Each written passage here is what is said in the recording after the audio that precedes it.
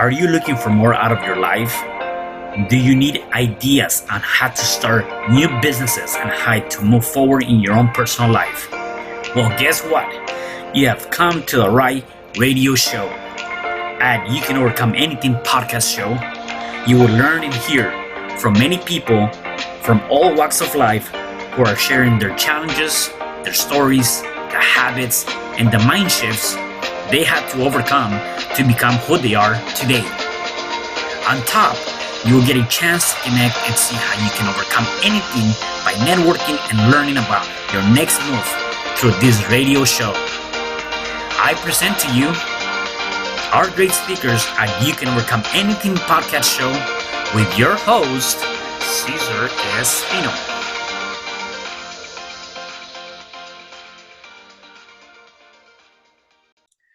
Hello there and welcome back. It is your friend Cesar Espino, and you can find me at www.CesarRespino.com.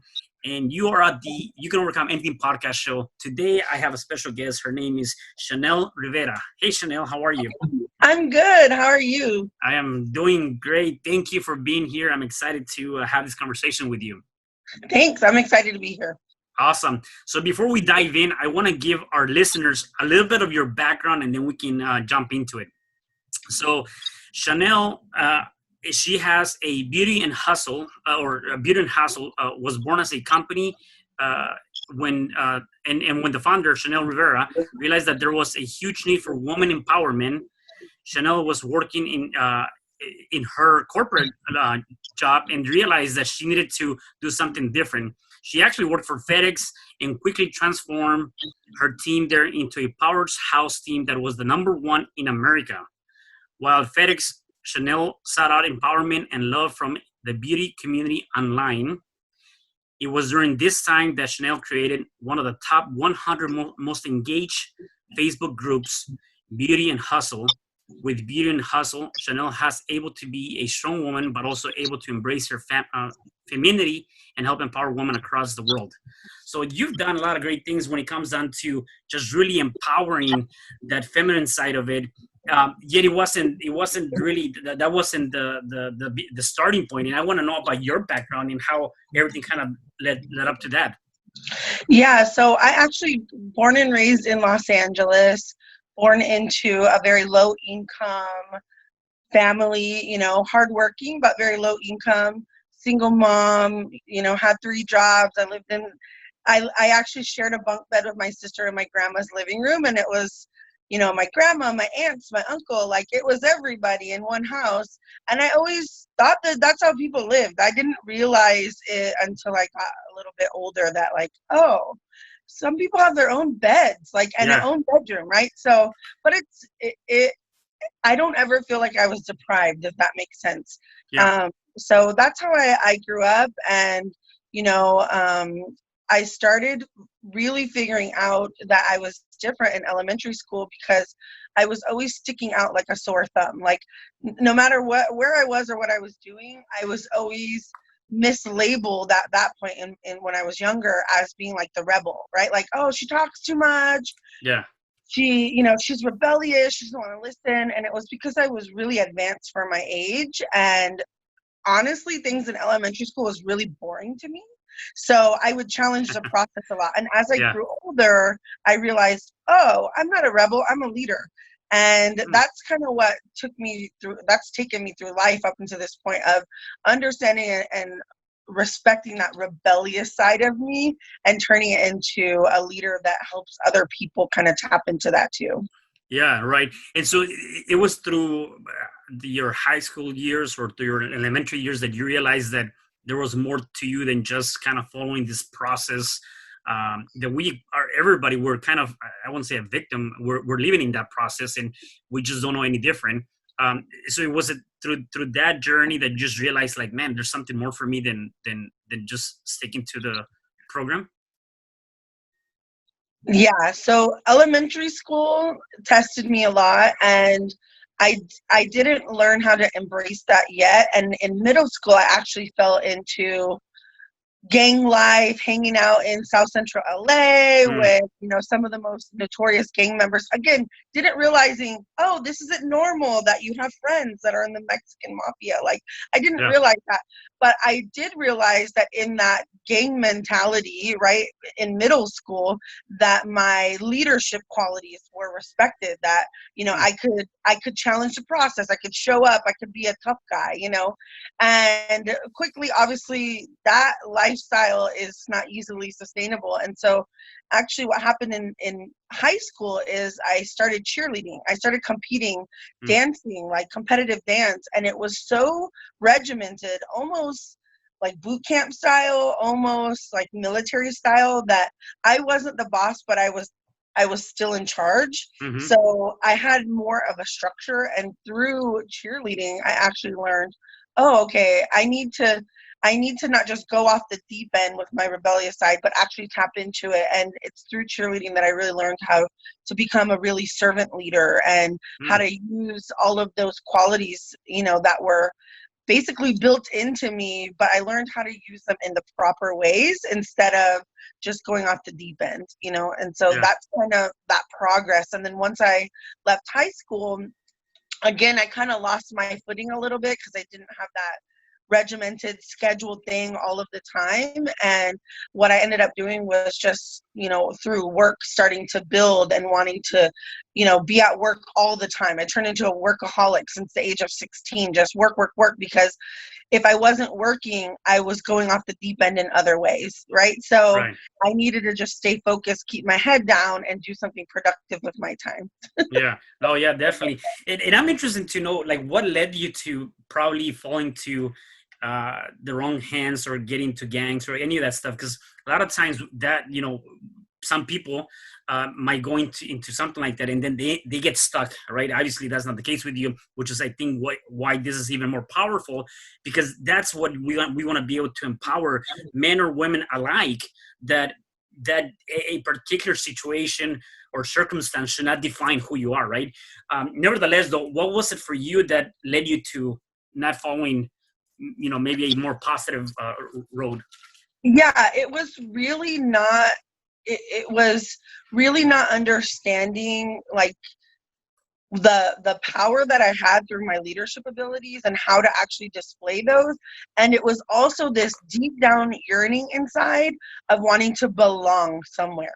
I Mm. didn't even care where it was. I just wanted to belong to people, right? I wanted my people. And I felt like through elementary school and going into middle school, I never felt like I fit in. Like, they all bored me to death. Like, Yeah. I wasn't interested in what they were doing. And so it was that sense of community and belonging that I longed for so desperately. And, you know, you grow up in LA, South Central LA was, maybe 30 blocks Yeah. south of my house. So you start to find, regardless of what anyone thinks, people that are in the gang community, it really is a community. It's a family. And I longed for that. And so I found a lot of comfort with that. Even though it was a dangerous situation, it never scared me because I always felt like I belonged there. But that's definitely what pushed me to hanging out in that crowd and kind of driving out of my way to get to South Central and Yeah. kind of, hanging out with those Yeah. those guys. No, and I can definitely see that. I mean, and I think a lot of times people are looking for, like you said, that community, that people involvement, and so I can also see why, from that perspective, you decided to go into cheerleading, because again, you're kind of a sense of a group, a sense of different people collaborating, whatever the case may be, and Yeah. right or wrong, you're collaborating in some form, even when you were in a gang, right, or part of that. So you're part of that community, and a lot of times, the other thing that I also see is that people tend to get lost with themselves, and therefore they're trying to seek validation someplace else to get that verification or whatever the case may be, right? So, Yeah. so you obviously going through that.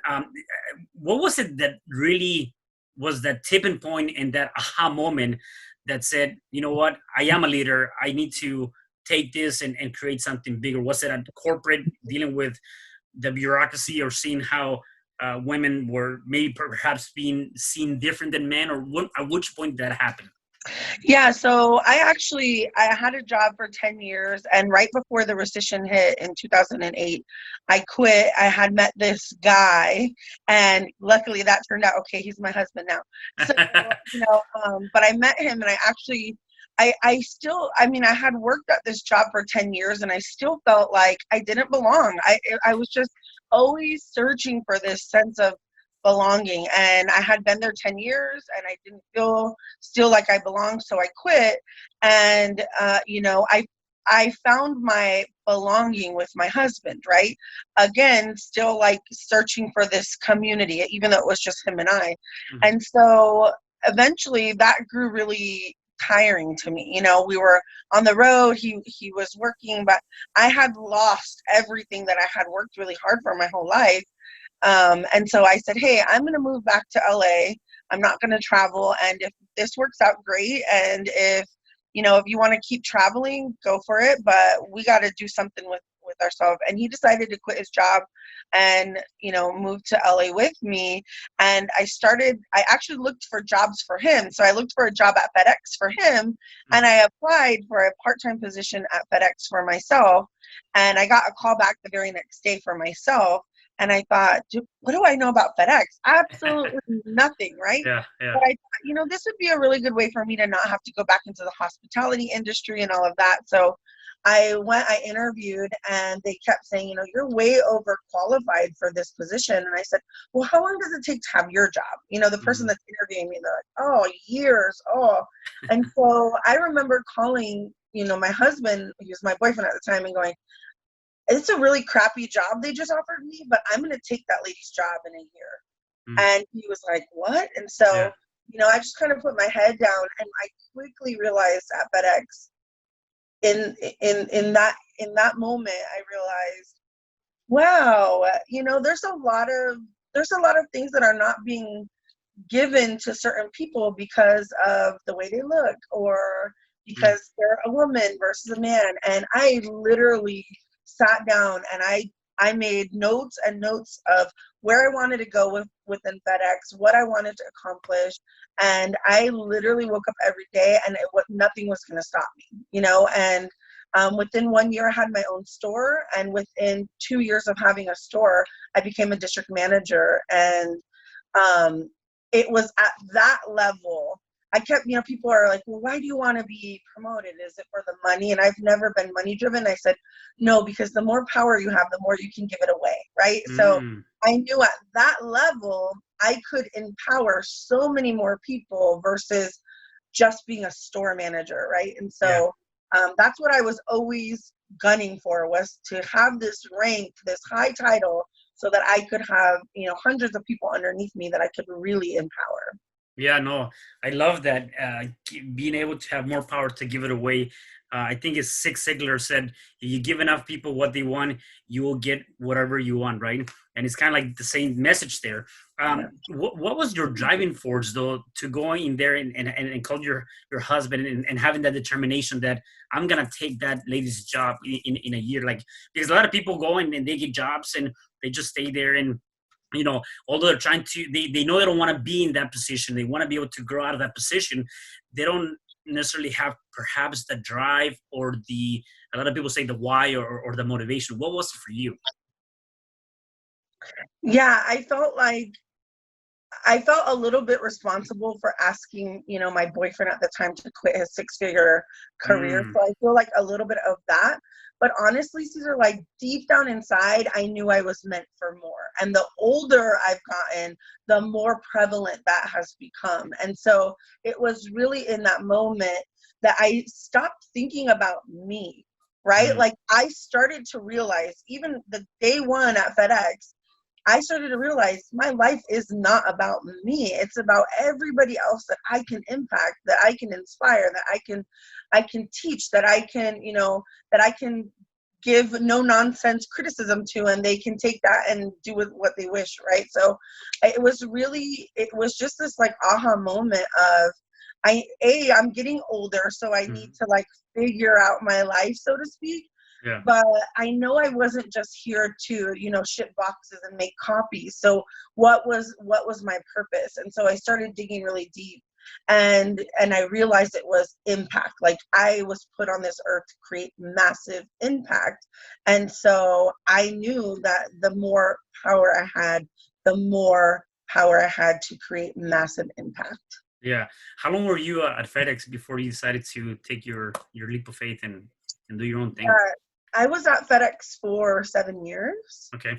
And when I became a district manager, you know, I thought I had made it, right? Like, I'm really big into manifestation. This is stuff that they don't teach you in the hood, but Right. somehow I learned manifestation through, Or, like, or even in school too. I mean, yeah, they're it's, not teaching you how to yeah, meditate right. or manifestation or visualize your dream. No one taught me that. I just kind of taught myself that. But you know, after making it to this point, I thought, oh, as soon as I get to that marker, I'm going to feel so accomplished. And I actually went backwards. Like, I started to feel, wait a second, I just busted my ass. I was, like, I took my district from the very bottom to the top, and then I was number 3, then I was number 1, back to back. Like, I was doing all this stuff, and I was still being treated like a nobody, right? Like, and I'm not used to that, right? I mean, like I said, I like to belong, right? So it bothered me. I would walk into a room full of my peers, and it would be like, oh, we don't even know how you did that. Or my boss would say, oh, there was this contest or whatever.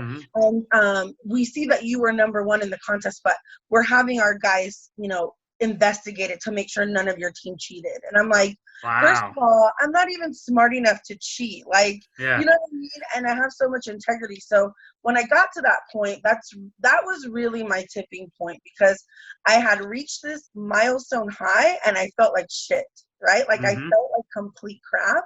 And so I started Beauty and Hustle. It was supposed to be a makeup group.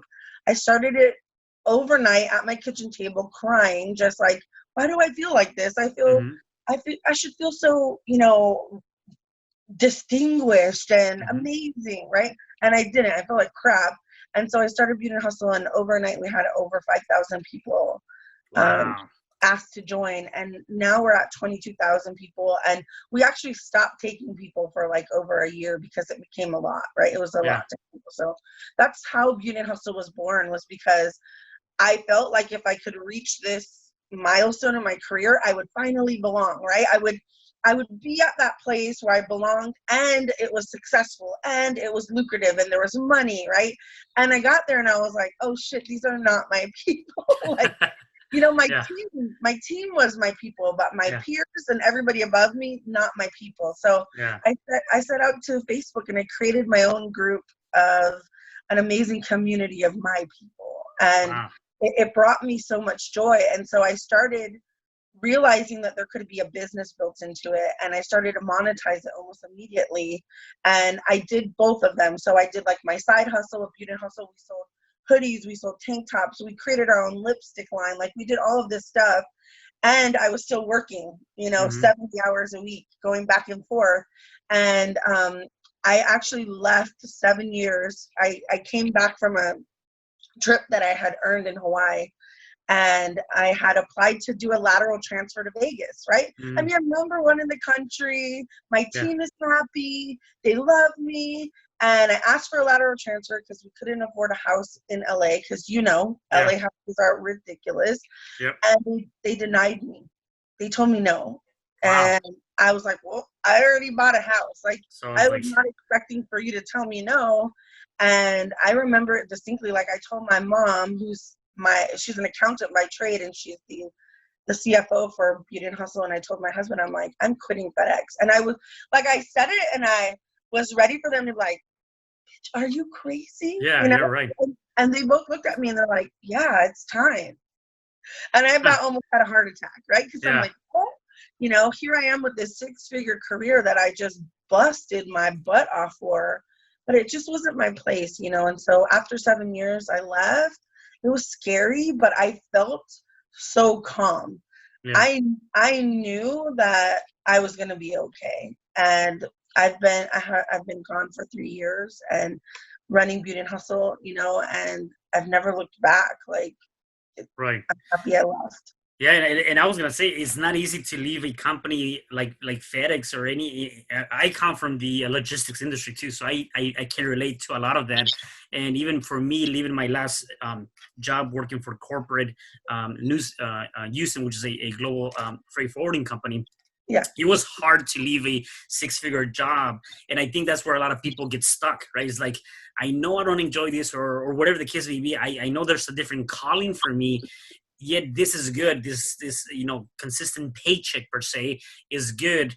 That over there is just a concept that I'm not even getting a dime for it, and I don't know if I want to take that challenge because I don't know what the outcome of that. And so that's where a lot of people get stuck, right? So you going through that, and a lot of the people that are listening to us, they probably are in this same place that you were. And as you said, even your own boys were telling you like, you're crazy trying to leave your job. Like, who do you think you are, kind of thing, right? Yeah. Yet you went through it. And so how do you prepare yourself for that, or how do you fight through those battles that are going in your head, and those doubts and all that stuff? Like, what are some of the things that you did even through your transition to get you to where you're at? Yeah. So the first thing that I always recommend to people is, I tested my theory. I was making my first year with Beauty and Hustle, we did 5 figures in like 6 months. And then the next year we did 6 figures, right? So I was making a decent paycheck from Mm. that, right? And kind of stashing it and reinvesting. I mean, I wasn't getting rich doing it. All that money was going back into photo shoots, branding, websites, the drill. But Yep. really, I think the number one thing is really testing your offer, right? Testing what it is that you're trying to do. Because I feel like all of us deep down inside, we know that we were meant for more, but we've lied to ourselves and we tell ourselves that this corporate job is the safe, right? And I Mm-hmm. say that in quotations, right? Yeah. It's our safe pick. Well, with what we're dealing right now in the world, that shit's not safe, right? I mean, Right. granted, FedEx people are being deemed essential right now, but I mean, there's a lot of people that thought they had this safe, cushy job that either have been laid off, unfortunately, or hours are being cut back, or whatever. People are being asked to take pay cuts, which is all fine and good, but it just proves my point that nothing is safe. Leaving wasn't safe, but staying wasn't safe either, Mm-hmm. right? So that's the first thing, is to really test your offer. And the other three, the pieces that I teach to everybody, is something that I call SAS, right? And SAS stands for strategy, authenticity, and soul. So making sure that you actually have a plan, right? It's not enough to just hope that something's going to work out. You really need to have a strategy behind it. Luckily for me, strategy is my number one strength. Like if you do Strength Finders, the book, right? Mm-hmm. I geek out on strategy. I don't look like it, but I'm all about like, oh, pull this lever. You can make more money in less time, right? I'm all about strategy. So really sitting down and jotting down a plan. The second thing comes to authenticity, right? And that's more than just showing up as yourself, but it's really about creating a brand that's super authentic to you. Because if you show up authentically, you can't lose. You're Mm-hmm. going to attract your soulmate people, right? Customers, clients, whoever it is that you're trying to bring. And you're going to repel a lot of people. That scared me at first, right? Mm. Some people are like, the girl in hot pink lipstick, that's your business coach. And my girls now are like, hell yeah, right? Yeah. Right. It took me a second to figure that out. And the last piece is the soul piece. Like, you have to really be willing to get up and grind. Like, if you're trying to be an entrepreneur, or you're trying to leave your cushy job to, do your own thing, this is a grind. Like, Mm-hmm. anyone that sells you that fake laptop lifestyle, no, no, no. Some days are a lot easier than me going to corporate because I don't have to deal with nobody, right? Right. But this is a grind. But if your soul is into it and you're super passionate about what you do, it doesn't matter. Like, when I host women retreats, I can literally work 20 hours a day for 5-6 days in a row.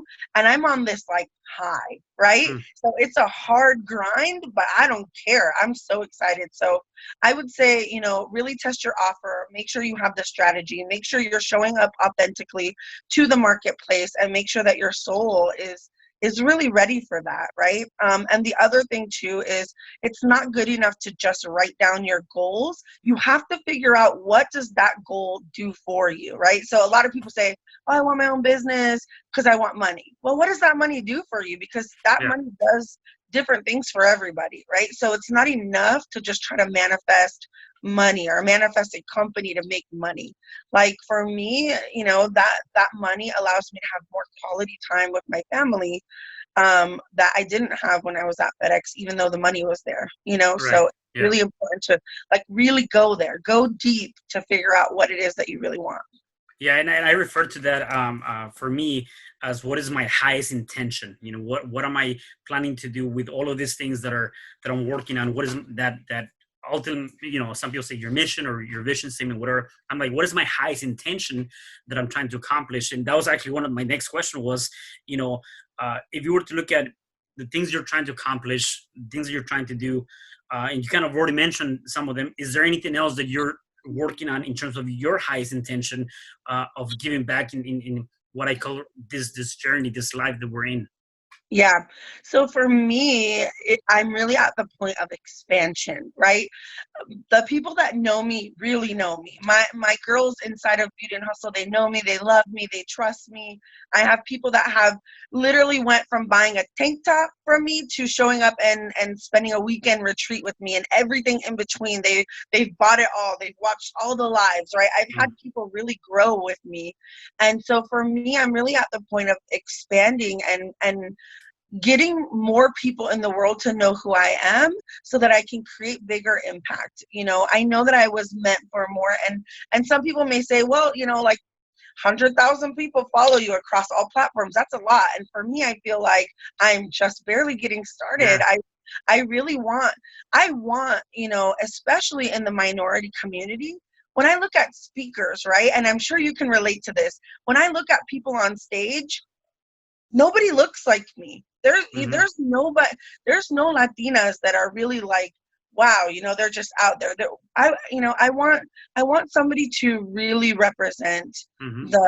the women of color in a big way and show them that you can come from poverty. You can, you know, make some really silly choices in your youth and still come out and be super powerful and have somebody to look at and go, if she can do it, I Mm-hmm. can do that too, you know? And I feel like for me growing up, that's what I've lacked. You know, I've been to actually like direct sales. So companies where it's an audience full of 15,000 women and every single speaker is a white man. Mm. And I'm just like, Yeah. somebody needs to be, you know, Yeah. and sometimes they're coming out and they're fabulous. And sometimes they're like, let's talk about mortgage. And I'm like, what? We're out like business. It just, you know, they just talk about weird stuff. And I just, I just want to expand and get more people in my realm so that I can help more people and that I can be of service to more people. Yeah, definitely. I love that. And do you do any public speaking now, or any kind of events like that? Yeah, yeah. So I had a lot of stuff on my calendar for this. Yeah, I bet.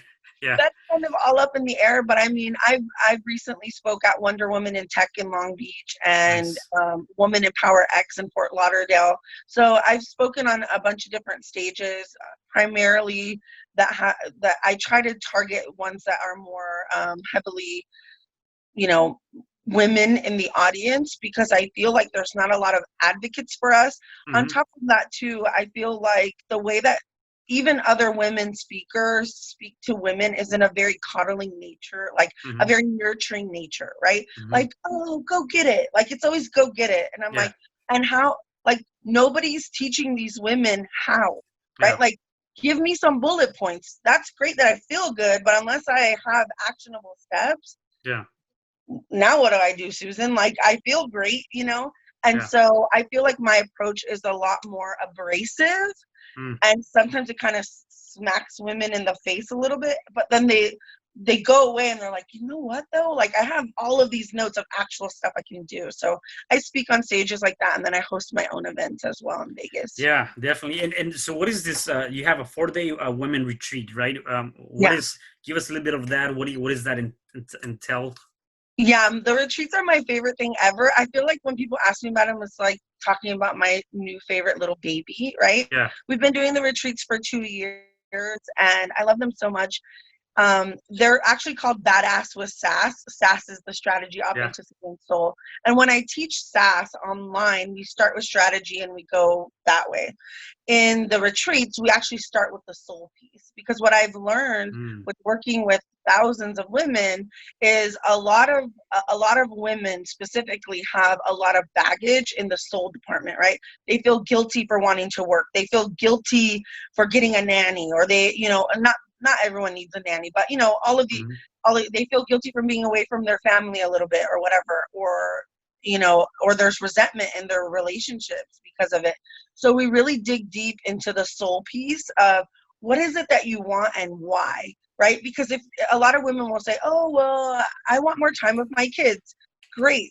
Then you shouldn't be working 100 hours a week, right? Like, that's defeating the whole purpose. Right. So we start with the soul piece and we work backwards, and they leave with a business plan that for the next 3 months, they know exactly what they need to do to really up level, not just their business, but their home life too. Because I don't know about you, but for me, having a great business or a job or whatever, none of that matters if my family and my home life is in shambles, right? Right. So we really go really deep. We get pretty spiritual in these retreats, which I don't really go too deep in the online. Yeah. I feel like there's something magical about having 22 women. They all stay in this huge mansion that we rent out.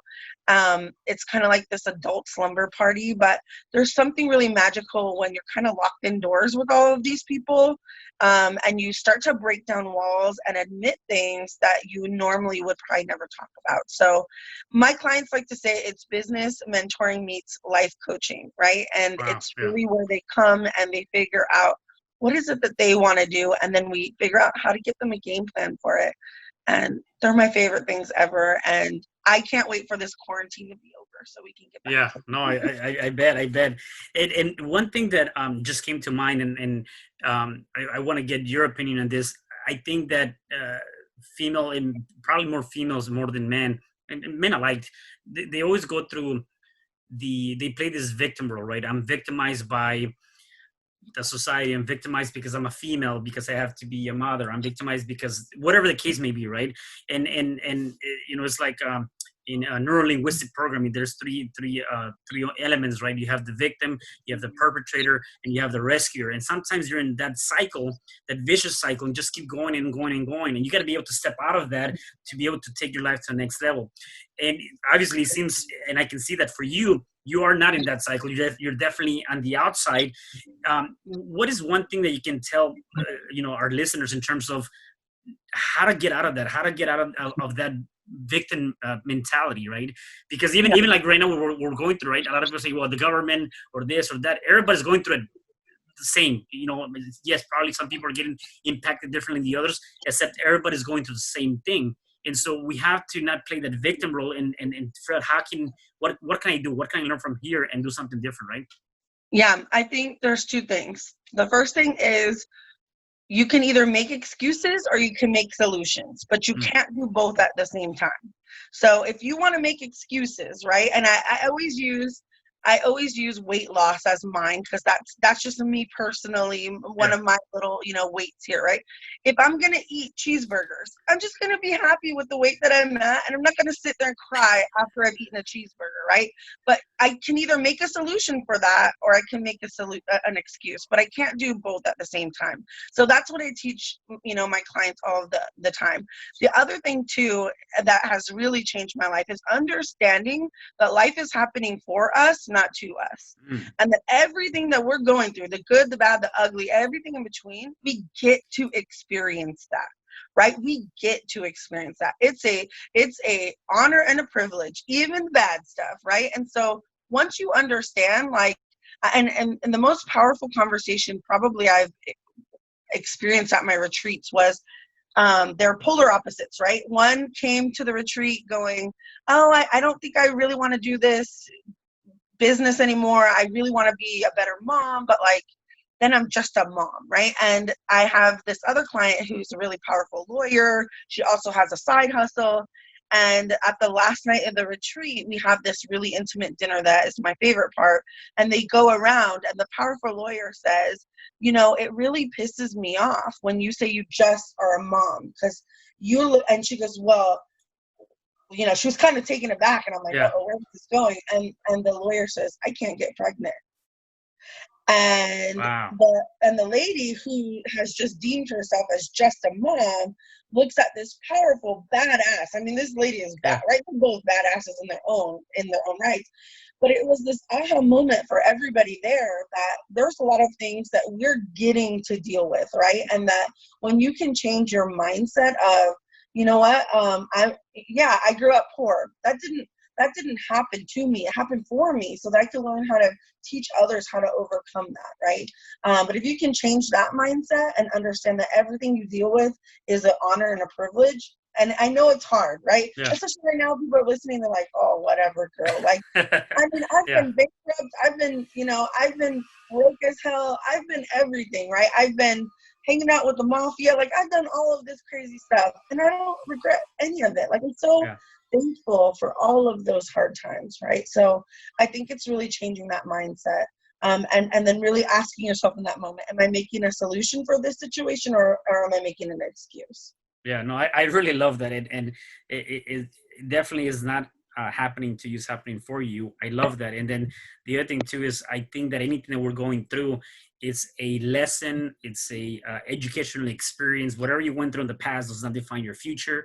And just take whatever you had from there and know how to apply it to your life moving forward.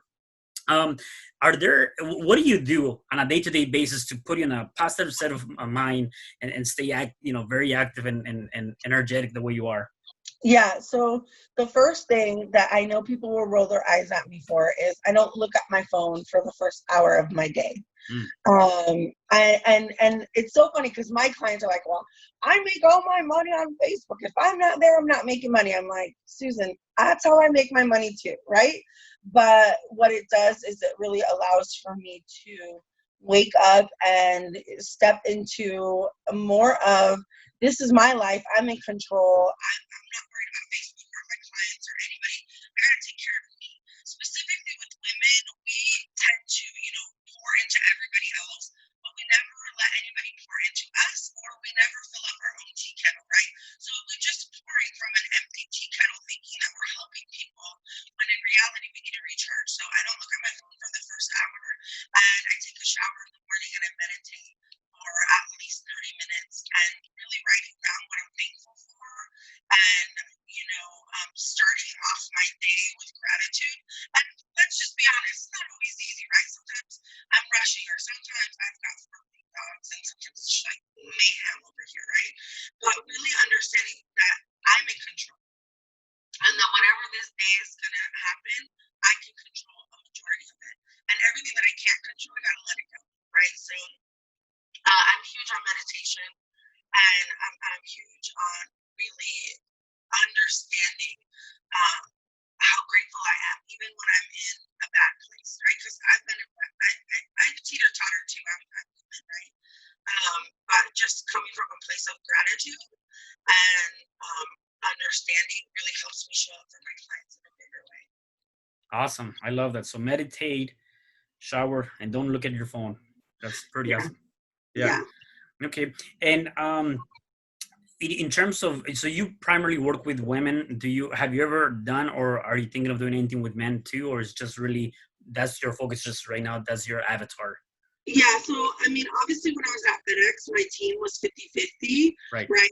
And so I know that I impact men, and everything I teach from the business side, even from the more spiritual woo-woo side, can definitely be applied to men. I feel like the reason that I specifically work with women right now is I feel really called to do that. Like, there are a lot of men that follow my life, or they'll hit me up in my DMs and say, I know that you always say, hey, women, in your post or whatever, but I'm following you. Like, I'm listening. I'm picking up what you're putting down. And I love that. And I admire all the amazing men that, that my messages speak to as well. But I feel like there's not enough people advocating for women. And so that's why I feel really called and drawn to do that.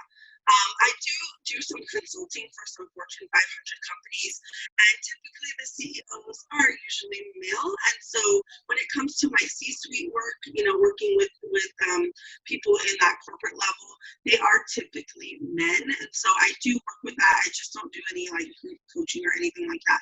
But I have had a lot of guys ask me for a men's retreat. Like, do a men's retreat. Like, they have so much FOMO when they see all of these, and even some of the husbands are like, when are you going to do one for us? And I'm like, I don't know. Yeah. No, Yeah. that's awesome. No, that's good. So if people wanted to connect with you, where can they connect with you?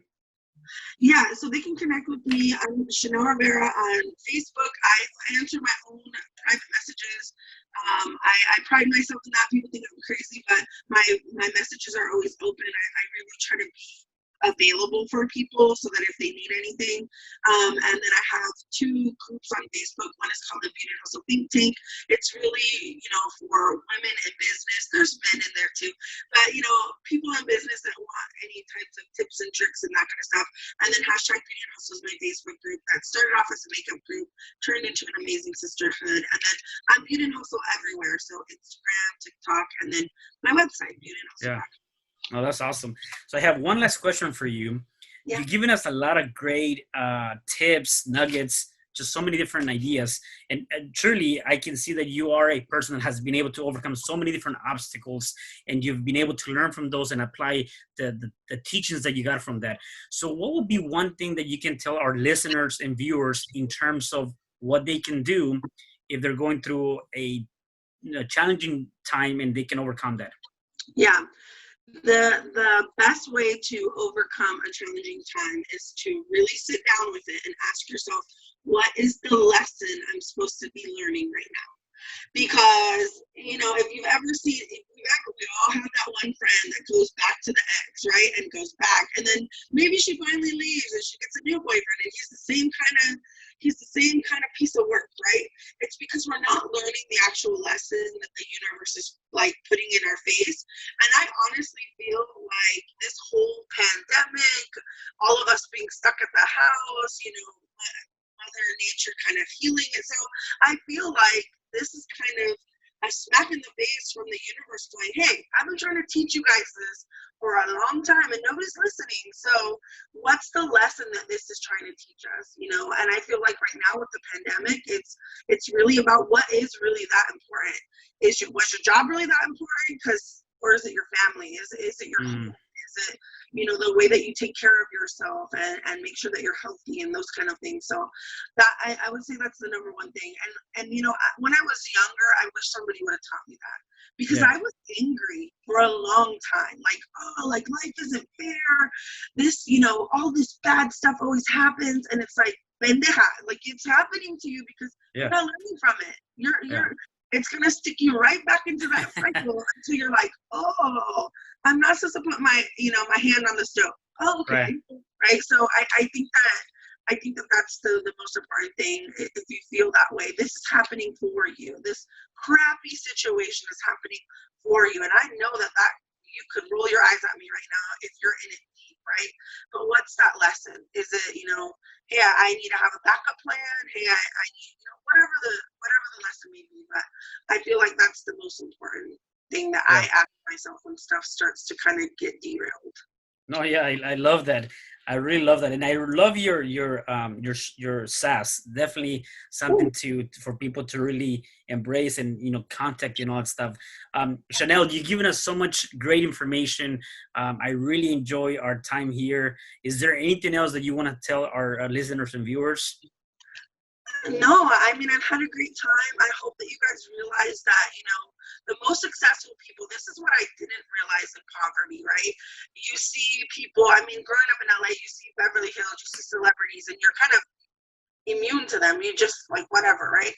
Is that most of those people have worked their ass off in silence. You don't realize it. There's no such thing as an overnight success. There's people out here grinding that have been through so much, and it's funny because I always say, I wonder how some people look at me now, right? They look at me and they see my car or whatever, and I wish I could put like a bumper sticker on my head, like I have went through the gig, like guys. Right. I'm one of you, just a little further ahead for now, right? And so I hope that you guys realize that you really can overcome anything, and that the more bad things that happen to you, the stronger and the more badass that you can become. And so really use that as a superpower and overcome that, and don't fall victim to your circumstance. Like, I could statistically have become, a drug addict and like hanging out with gang members for the rest of my life and a teen mom or whatever. And I never wanted to be a statistic, and you shouldn't either. So, be that person that breaks that mold and shows other people that are going through it that you can overcome it. I love that. I really love that. It's a good way to definitely live that message, and definitely, again, you can do so much for yourself. So Shannel, thank you so much for being here. I really enjoyed our time together, and so thank you for being on the show. Yeah, thank you. All right, and for the rest of you guys, please do me a favor. Make sure you comment, like, share this podcast. Please check out Shannel, connect with her, and I will definitely want you to come out here and leave your comments. And if you got anything great to say, please say it. If you don't have anything great to say, please say it, because it's going to help us become better for you. Until next time, I'll see you at the next episode. Thank you.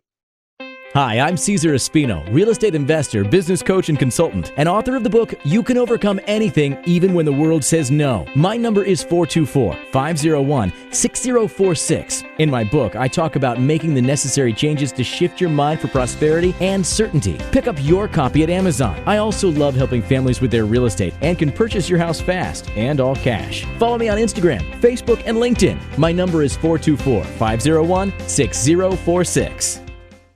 Thank you for having me today. I am so glad you tuned in to this podcast. You can find me at Spreaker.com, where you can like and subscribe. And to learn more about myself and my services, you can find me at www.CesarRespino.com, or you can also find me at Facebook under Cesar R. Espino. Once again, thanks for joining me. I am looking forward to having you at the next episode, and know that you truly can overcome anything.